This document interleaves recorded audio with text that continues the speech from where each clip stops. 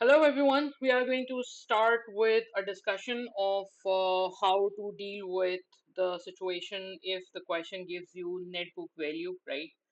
So, since we are dealing with cash flow statement or cash flow statement, may generally what we have discussed till now is that asset account is generally prepared on the basis of cost, right? Asset का जो भी account है वो हम cost की basis पे बनाते हैं और फिर then we have an accumulated depreciation account और उसके बाद फिर हम जो भी चीज़ें एडजस्टमेंट होती हैं वो हम इन्हीं दोनों में करते हैं। नेट बुक वैल्यू का asset based on net book value हमने वो डिस्कशन में नहीं किया था क्योंकि वो जाहिर सी बात है उसकी बेसिस पे कॉस्टिंग होती नहीं, उसको हम जनरली प्रेफर नहीं करते, राइट? तो पहले तो हम वो देखते हैं जो क्वेश्चन में जनरली हमने किया है और फिर हम उस पे आते हैं कि अगर यही चीज़ नेट बुक वैल्यू पे शिफ्ट होती है तो फिर कैसे होगी, right? So this is basically a simple idea जहाँ पे आपके पास कॉस्ट ऑफ एसेट है 20x3 की which is opening, right? This is opening and this is closing. तो अगर मुझे इसी चीज को इस एसेट में फिलअप करना हो तो कॉस्ट ऑफ एसेट हमेशा ओपनिंग जो है वो डेबिट साइड पे जाएगा। So opening of asset will be around 500,000, right? ये मेरा ओपनिंग बैलेंस होगा और जो क्लोजिंग बैलेंस है वो जाहिर सी बात है क्लोजिंग बैलेंस जो है वो यहाँ पे जाएगा। सो कैरी फॉरवर्ड फिगर जो है वो यहाँ पे आएगी और कैरी फॉरवर्ड फिगर होगी 6 लाख। इसका मतलब ओपनिंग 5 लाख है और क्लोजिंग 6 लाख है। अब मुझे नहीं पता बीच में क्या हुआ है, ठीक है? अच्छा, उसी तरीके से एक्यूमुलेटेड डेप्रिसिएशन का जो ओपनिंग है वो 200,000 है, वो क्रेडिट साइड पे आएगा, राइट? और एक्यूमुलेटेड डेप्रिसिएशन का जो क्लोजिंग बैलेंस है वो इसके डेबिट साइड पे आएगा, सॉरी, ये यहाँ आएगा, 220,000 यहाँ पे आएगा, ठीक है? और फिर नेट बुक वैल्यू के भी फिलहाल हमें ज़रूरत नहीं है क्योंकि नेट बुक वैल्यू की ज़रूरत हमें उस वक्त पड़ेगी जब हम नेट बुक वैल्यू पे अकाउंट बनाएंगे, ठीक है? अच्छा, फिर उसने कहा कि asset sold during the period, हमने 1 लाख की कॉस्ट का एसेट जिसकी नेट बुक वैल्यू 40,000 थी उसको 48,000 पे सेल किया। ऑफ कोर्स हमें नेट बुक वैल्यू अगर 40,000 की है, उसको हमने 48,000 पे सेल किया है तो 8,000 का गेन ऑन डिस्पोजल है, राइट? अभी फिलहाल हम गेन पे बात नहीं कर रहे, अभी फिलहाल हम ये बात कर रहे हैं कि इन सारी चीजों को कंप्लीट हम कैसे करेंगे। सो चूंकि एसेट सेल हो गया है तो ये क्रेडिट साइड पे आएगा बिकॉज ये एसेट हमें खत्म करना है अपने बुक्स में से। सो हम इसको क्रेडिट करेंगे 100, सॉरी बल्कि इसको रेफरेंस में दे देते हैं। हम यहाँ पे क्रेडिट करेंगे 100,000, ठीक है? और इसके रेफरेंस में आप लिख लें डिस्पोजल लिख लें, ठीक है? अच्छा, अब देखें, अब मसला ये है कि जो आपके पास क्रेडिट साइड में टोटल फिगर आ रही है वो आ रही है, आ, वो आ रही है तकरीबन 700,000। सो डेफिनेटली यहाँ पे भी 700,000 होना चाहिए, लेकिन यहाँ पे 700,000 नहीं है, डेबिट साइड पे जो है वो 500,000 है। इसका मतलब यहाँ पे जो बैलेंसिंग फिगर है वो रिप्रेजेंट करेगी परचेजिंग को, ठीक है? 700,000 माइनस 500,000 दैट इज 200,000 की परचेजिंग है, ठीक है? अच्छा, तो जनरली अगर एसेट का वो अगर ये कॉस्ट पे चीजें देता है तो फिर परचेजिंग की अमाउंट आपको खुद से कैलकुलेट करनी होती है, ठीक है? उसी तरीके से अक्सर वो डिप्रिसिएशन एक्सपेंस भी नहीं देता, जैसे एक्यूमुलेटेड डिप्रिसिएशन उसने आपको ओपनिंग बैलेंस दे दिया, उसने आपको क्लोजिंग बैलेंस दे दिया, ठीक है? और उसने आपको ये बता दिया कि भाई एक एसेट हमने सेल किया था जिसकी नेट बुक वैल्यू 40,000 है। अब सोचे एसेट की कॉस्ट एक was 100,000, net book value was 40,000, तो इस पे एक्यूमुलेटेड डेप्रिसिएशन कितनी चार्ज की हुई होगी हमने? इस पे जब तक डेप्रिसिएशन हमने चार्ज की हुई होगी वो तकरीबन 60,000 होगी बिकॉज हमने एसेट को 40,000 पे हम ला चुके हैं अब तक, ठीक है? तो जब कभी भी एसेट सेल होता है तो उसकी दो चीजें हम रिमूव करते हैं अपने बुक्स में से, एक तो एसेट की कॉस्ट भी रिमूव कर लेते हैं और उसकी डेप्रिसिएशन भी रिमूव करते हैं। डेप्रिसिएशन रिमूव करने का मतलब है कि चूंकि डेप्रिसिएशन की सारी एंट्रीज क्रेडिट साइड पे आ रही होती हैं तो उसको हम डेबिट साइड पे रिकॉर्ड करेंगे रिमूवल के लिए, ठीक है? ये हमने डिस्पोजल में किया हुआ है, ठीक है? सो डिस्पोजल हम करेंगे 60,000 का, एक्यूमुलेटेड डेप्रिसिएशन हमने खत्म कर दिया। अब देखिए टेक्निकली ये सारे अकाउंट्स बैलेंस होने चाहिए, so if you start with some, तो ये डेबिट साइड जो है वो 280,000 आ रहा है, टेक्निकली क्रेडिट साइड भी 280,000 आना चाहिए बट क्रेडिट साइड 280,000 नहीं आ रहा। तो अब जो बैलेंसिंग फिगर यहाँ पे रिप्रेजेंट करेगी वो डेप्रिसिएशन एक्सपेंस को रिप्रेजेंट करेगी। मतलब जनरली जो हम इकट्ठी अकाउंट्स बनाते हैं उसमें होता ये है कि ओपनिंग दिया हुआ होता है, डेप्रिसिएशन दिया हुआ होता है, तो फिर हम क्लोजिंग बैलेंस निकाल लेते हैं कि क्लोजिंग बैलेंस कितना होगा, ठीक है? यहाँ पे बस फर्क ये है कि यहाँ पे जनरली डेप्रिसिएशन की अमाउंट जो है वो हमें खुद से कैलकुलेट करनी होती है, अगर ये दोनों अकाउंट सेपरेट दिए हुए हों। ठीक है। अगर इसी चीज को हमें नेट बुक वैल्यू पे करना हो, तो फिर इसका नेट बुक वैल्यू करने का मतलब है कि जो अब एसेट का टी अकाउंट है वो सारा का सारा टी अकाउंट कॉस्ट पे नहीं बनेगा, बल्कि अब जो टी अकाउंट बनेगा वो बनेगा, अब जो टी अकाउंट बनेगा वो बनेगा, let me check, let me do this, ये एडजस्ट नहीं हो रहा है इसका, यस। तो ये जो बनेगा ये कॉस्ट पे नहीं बनेगा, बल्कि ये बनेगा अब नेट बुक वैल्यू पे। ठीक है। अब नेट बुक वैल्यू पे बनने का मतलब जरा सोचिएगा। अब इसका मतलब जो ओपनिंग एसेट की वैल्यू हम जनरली लेते हैं, अब इसका मतलब ये क्यों हम कर रहे हैं, इसलिए कर रहे हैं क्योंकि अक्सर क्वेश्चंस में, कैश फ्लो के क्वेश्चंस में वो ओपनिंग जो है वो नेट बुक वैल्यू की दे देता है, बैलेंस शीट फिगर देता है। ठीक है। तो अगर कॉस्ट और एक्यूमुलेटेड डेप्रिसिएशन आ जाएगा तो फिर तो हम अलग अलग टी अकाउंट्स बनाएंगे, वो तो बेस्ट है हमारे लिए। लेकिन अगर नेट बुक वैल्यू दे देता है तो फिर उसमें एडजस्टमेंट करना थोड़ा सा मुश्किल हो सकता है, तो उसीलिए मैंने सोचा कि इसको हम अलग से वीडियो में देख लेते हैं।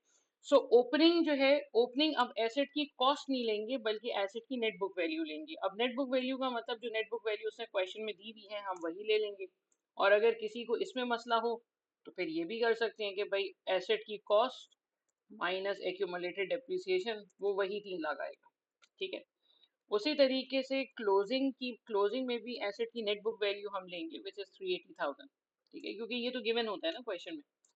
अच्छा, अब यहाँ पे दो चीज, अच्छा फिर जो एसेट हमने सेल किया है, एसेट जो हमने सेल किया है उसको भी क्रेडिट करेंगे यहाँ पे। लेकिन अब मसला ये है क्योंकि सारी चीजें नेट बुक वैल्यू पे आ रही हैं, तो जब इसको हम क्रेडिट साइड पे रिकॉर्ड करेंगे डिस्पोजल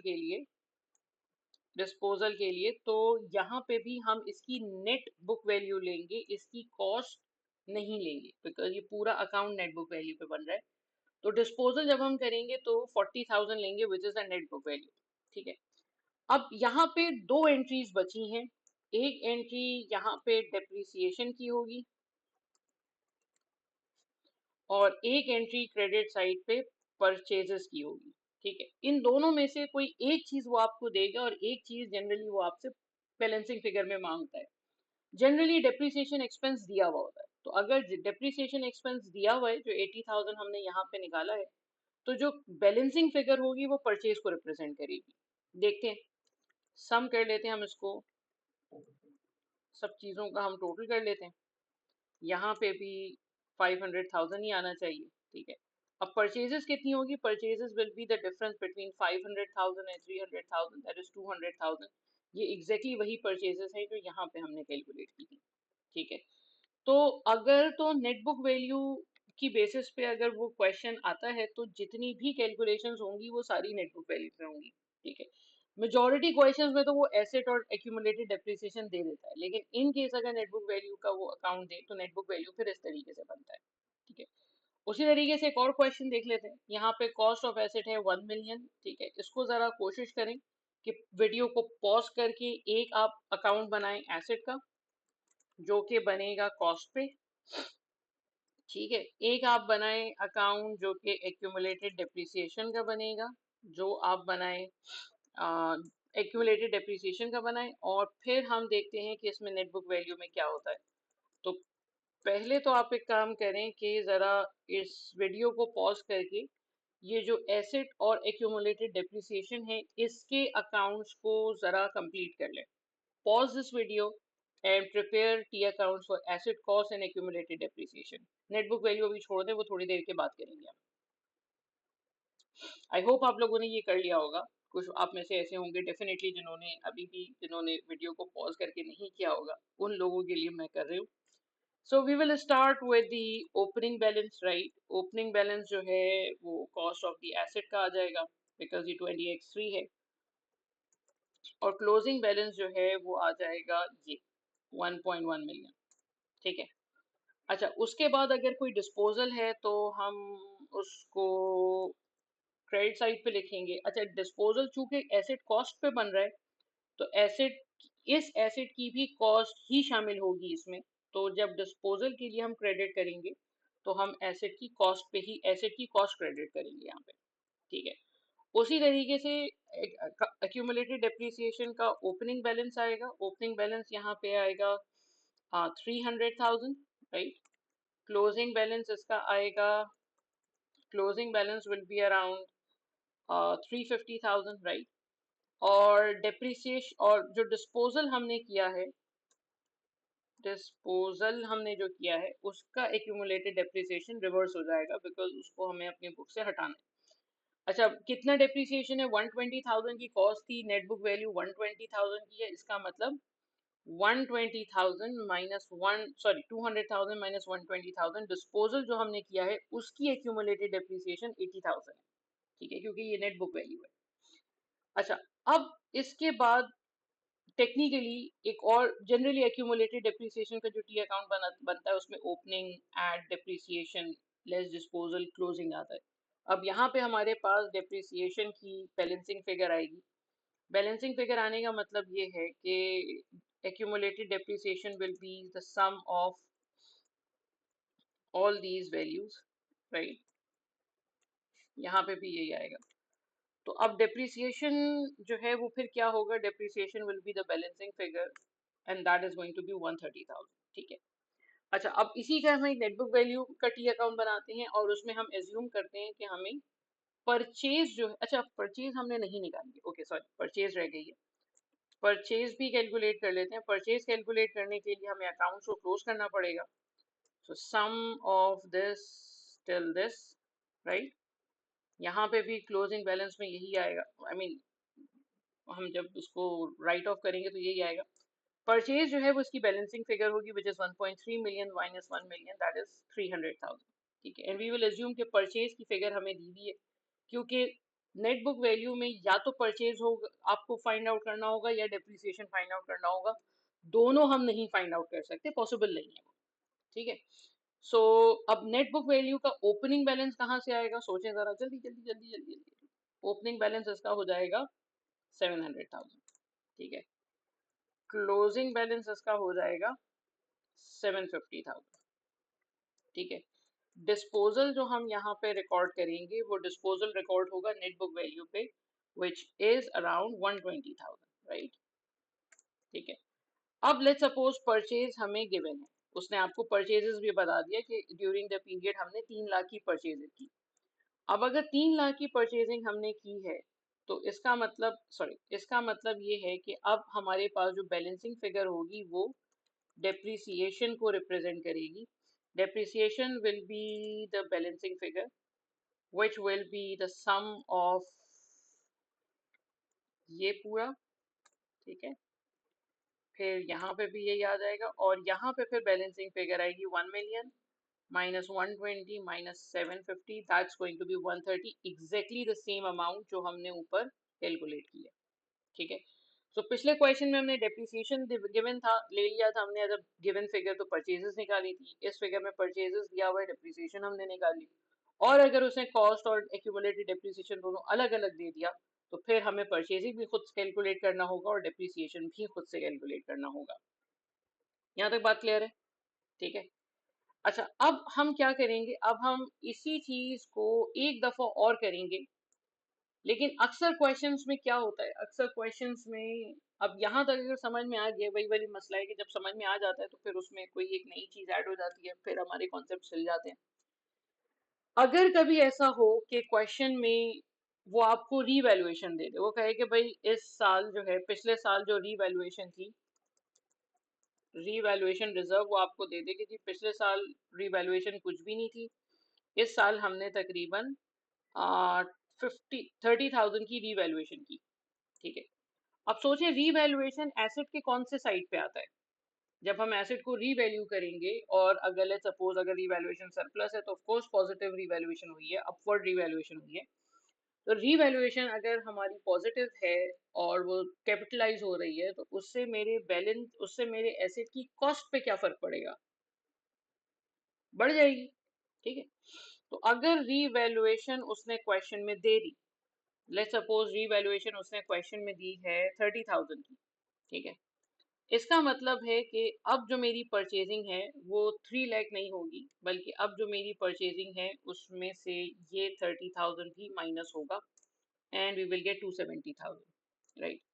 सिमिलरली अगर मुझे नेट बुक वैल्यू का, अगर यही चीज एसेट का अकाउंट, ये अकाउंट अगर नेट बुक वैल्यू पे आता है, तो उसमें भी हम रीवैल्यूएशन डालेंगे। ठीक है, रीवैल्यूएशन हम उसमें डालेंगे। टेंथ कितना था, रीवैल्यूएशन है 30,000 की। ठीक है, तो अब जो डेप्रिसिएशन की अमाउंट है वो कितनी हो जाएगी, लेट मी चेक हमने क्या क्या माइनस किया है। इसमें ये ऑलरेडी 30,000 आ रहा है, और मेरे ख्याल में ठीक है ये। ठीक है, सो डेप्रिसिएशन जो है वो अब 130,000 है। ठीक है, वो भी हमने कैलकुलेट कर लिया। सो ये बस एक छोटा सा मसला था जो कि मुझे डिस्कस करना था। अच्छा, एक और चीज है जो कि मुझे लगता है कि इम्पोर्टेंट है, एक सेक्शन में डिस्कस हो गई थी, एक सेक्शन में नहीं डिस्कस हुई थी। अक्सर क्वेश्चन में क्या होता है कि वो आपको प्रॉफिट बिफोर टैक्स जो है वो नहीं देता। ठीक है, वो आपको प्रॉफिट बिफोर टैक्स नहीं देता। अच्छा, प्रॉफिट बिफोर टैक्स अगर उसने नहीं दिया है तो ये हमें खुद से कैलकुलेट करना पड़ेगा। अब मसला ये है कि प्रॉफिट बिफोर टैक्स कहाँ से आएगा।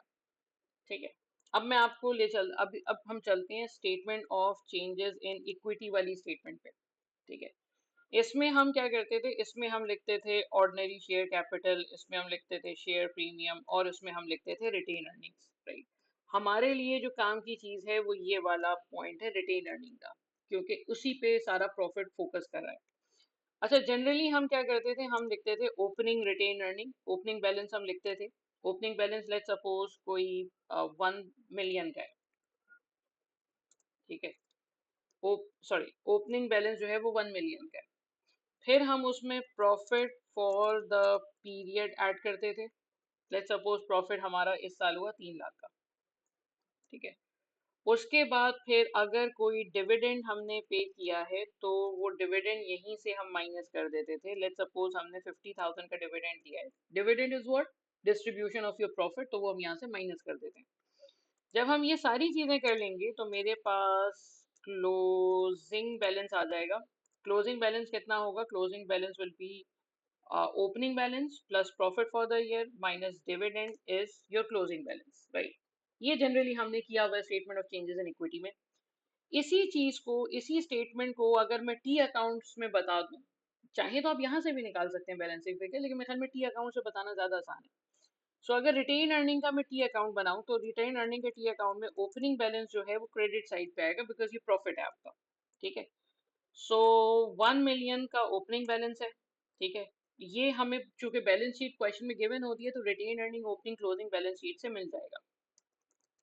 क्लोजिंग बैलेंस जो है वो होगा तकरीबन 1350। ठीक है, अच्छा, अब ओपनिंग में हम क्या चीज ऐड करते हैं, ओपनिंग में हम profit for the period add करते हैं। तो प्रॉफिट फॉर द पीरियड यहीं पे आएगा।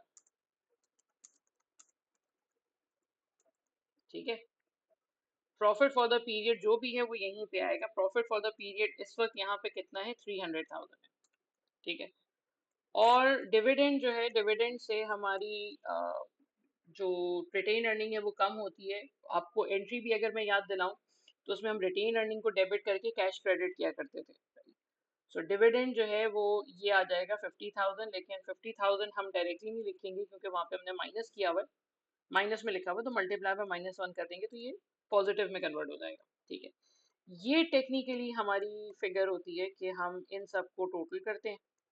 ठीक है, ये फिगर और ये फिगर जो है वो फिर बराबर हो जाती है।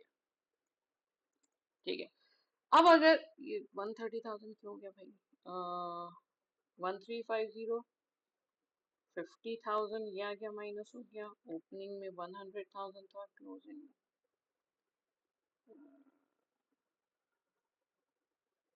हमने क्या किया इसको, अच्छा हमने यहाँ पे माइनस कर दिया, ये माइनस नहीं होगा ना, ये प्लस होगा, क्योंकि ये फिगर माइनस में, सॉरी। हाँ, अब सही है।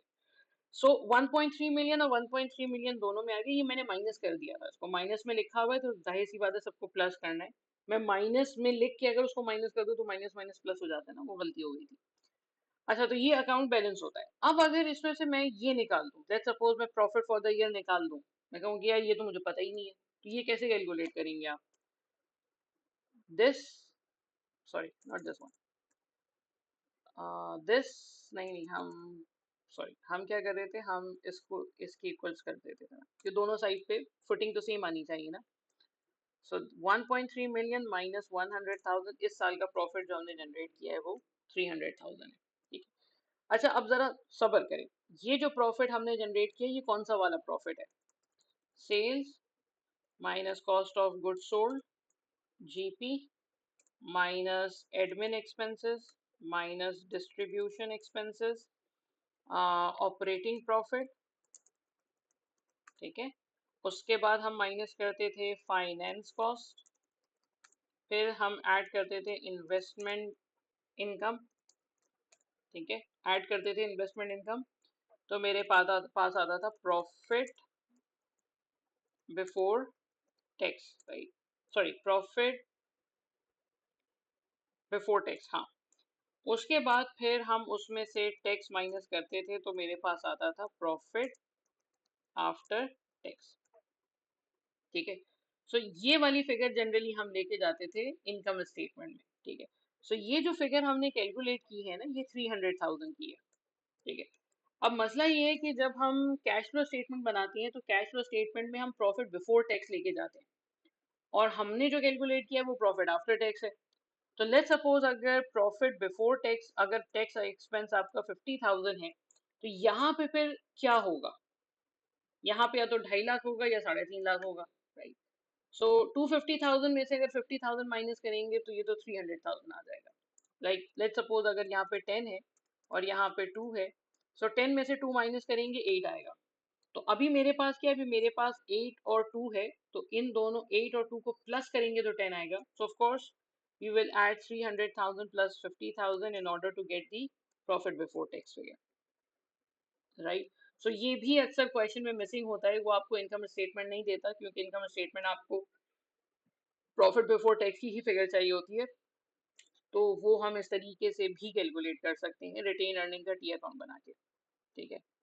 सो ये बस याद रखिएगा, नेक्स्ट क्लास में हम इनकी बेसिस के ऊपर कुछ काम करेंगे, तो होपफुली वो चीज़ें क्लियर हो जाएंगी।